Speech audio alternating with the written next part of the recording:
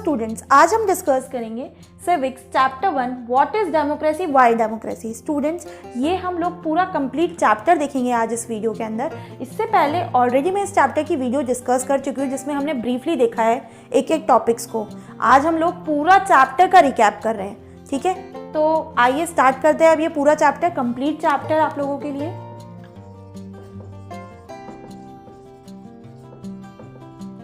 और जो students channel पे नए हैं वो चैनल को सब्सक्राइब करना ना भूलें एंड वीडियो देखने के बाद कमेंट ज़रूर करके बताएं स्टूडेंट्स कि आपको कैसी लगी वीडियोस, ठीक है। आइए स्टार्ट करते हैं। सबसे पहले डेमोक्रेसी, इसके अंदर चैप्टर के अंदर जो टर्म है डेमोक्रेसी क्या होती है, तो it is the form of government where rulers are elected by the people.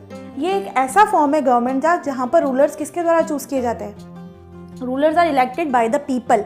People choose करते हैं उनको उनके हाथों में, मतलब हम हमारी पूरी गवर्नमेंट, मतलब हम लोग जो लोग हैं, जो पूरी जनता रहती है वो क्या करती है, इलेक्शंस होते हैं। इलेक्शन के टाइम हम क्या करते हैं, हम एक ऐसा रिप्रेजेंटेटिव चूज़ करते हैं जो हमारी पूरी कंट्री को क्या करेगा, गवर्न करेगा।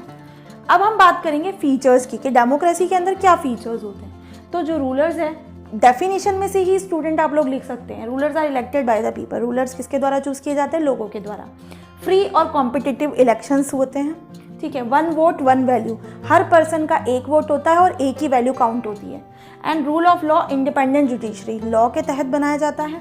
कॉन्स्टिट्यूशन के अंदर मेंशन किए जाते हैं प्रोविजंस को, और इंडिपेंडेंट जुडिशरी देखी गई है जो कि फ्री एंड फेयर है। अब देखेंगे हम major decision by elected leaders. अब हम कुछ एग्जांपल्स देखेंगे अलग अलग कंट्री के। कहने को तो कहते हैं कि डेमोक्रेसी है, बट अगर हम रियल बात टर्म्स की बात करें तो वहाँ पर डेमोक्रेसी नहीं एग्जिस्ट करती। किस तरीके से देखते हैं, पाकिस्तान के अंदर किसका रूल है, जनरल परवेज़ मुशर्रफ का रूल था, ठीक है। अब उसने क्या किया, अक्टूबर 99 में वो एक मिलिट्री कूप लेकर आया, ठीक है। उसने डेमोक्रेटिकली को तो पूरी तरीके से ओवरथ्रो कर दिया और खुद क्या बन गया, प्रेसिडेंट बन गया वहाँ का।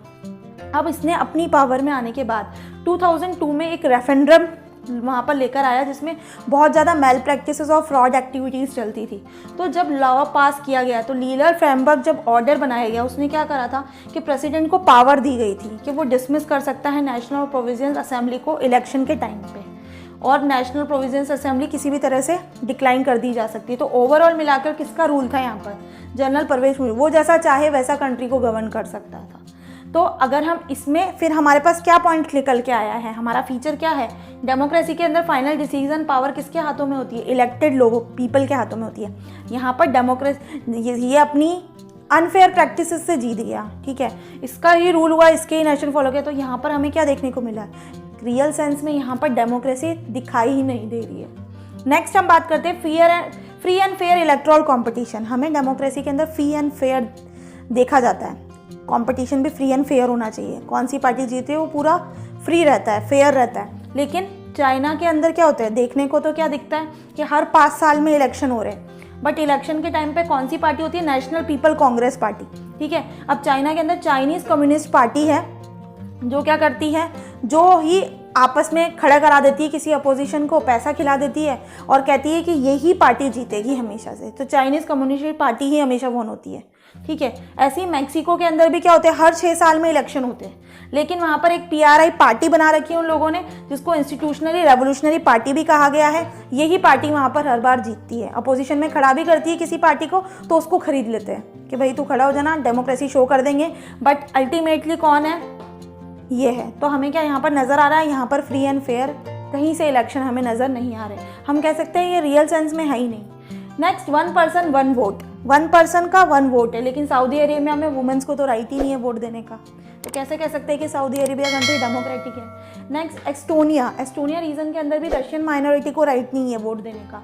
फिजी के अंदर जो इंडिजियस फिजी है उनको मोर वैल्यू दी जाती है जो वो राइट है, और इंडियन फिजी को नहीं दी जाती है।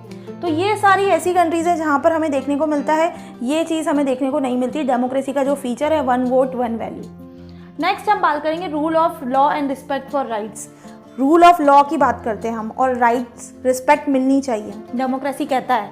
बट अगर हम बात करें एक यहाँ पर कंट्री ले रहे हैं हम, जिम्बाब्वे के अंदर JNUPF, ये उन्होंने बनाई गई है, उनकी तरफ से ऑर्गेनाइजेशन पार्टी बनाई गई है जिसका मेन लीडर जो रिप्रेजेंटेटिव करता है, पूरी कंट्री को रूल करता है, उसका नाम है रॉबर्ट मुगाबे। अब रॉबर्ट मुगाबे के ही रूल्स फॉलो होते हैं और इनके खिलाफ अगर कोई भी जाता है और अपोजिशन में खड़ा भी होना चाहता है, अगर इनके खिलाफ कोई कुछ लिख भी दे तो ये सीधा क्या करते हैं, उसको अंदर करवा देते हैं। तो पूरे के पूरे रूल किसके फॉलो होते हैं, ZNU-PF के रूल फॉलो किए जाते हैं जिम्बाब्वे के अंदर। और किसी को राइट नहीं है, किसी अदर पर्सन को भी राइट नहीं है कि गवर्नमेंट के खिलाफ कुछ लिख सके।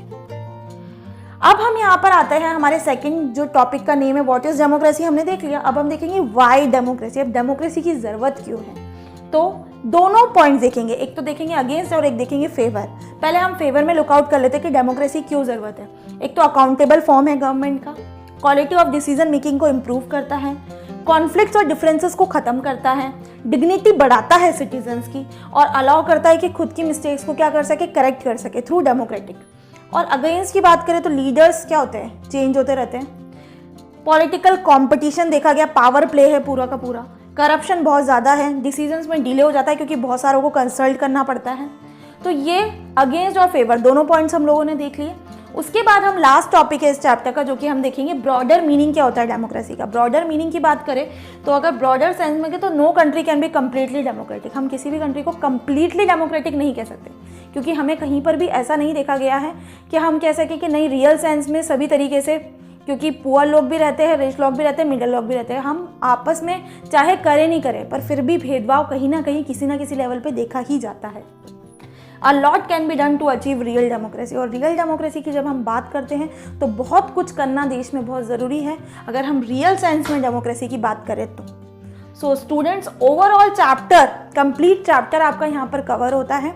अगर आपको ये वीडियो पसंद आती है तो वीडियो को लाइक करें, शेयर करें, चैनल पे नए हैं तो चैनल को सब्सक्राइब करना ना भूलें। एंड मोस्ट इंपॉर्टेंट बात स्टूडेंट्स, अगर अभी तक भी आपने नोटिफिकेशन बेल आइकन को प्रेस नहीं किया है तो प्रेस कर दीजिए ताकि मेरी अपकमिंग सारी वीडियोस की नोटिफिकेशन आपको मिलती रहे। और हाँ, आप मुझसे अदर सोशल मीडिया प्लेटफॉर्म्स पे भी जुड़ सकते हैं। एंड स्टूडेंट्स, ज़्यादा से ज़्यादा कमेंट करके ज़रूर बताएं कि आपको वीडियो कैसी लगी, और मुझे अगर आपको कोई डाउट भी फेस होता है तो आप कमेंट सेक्शन में लिख दीजिए ताकि मैं आपके सारे आंसर्स दे सकूँ। ठीक है, जल्द मिलते हैं नई वीडियो के साथ। Thank you.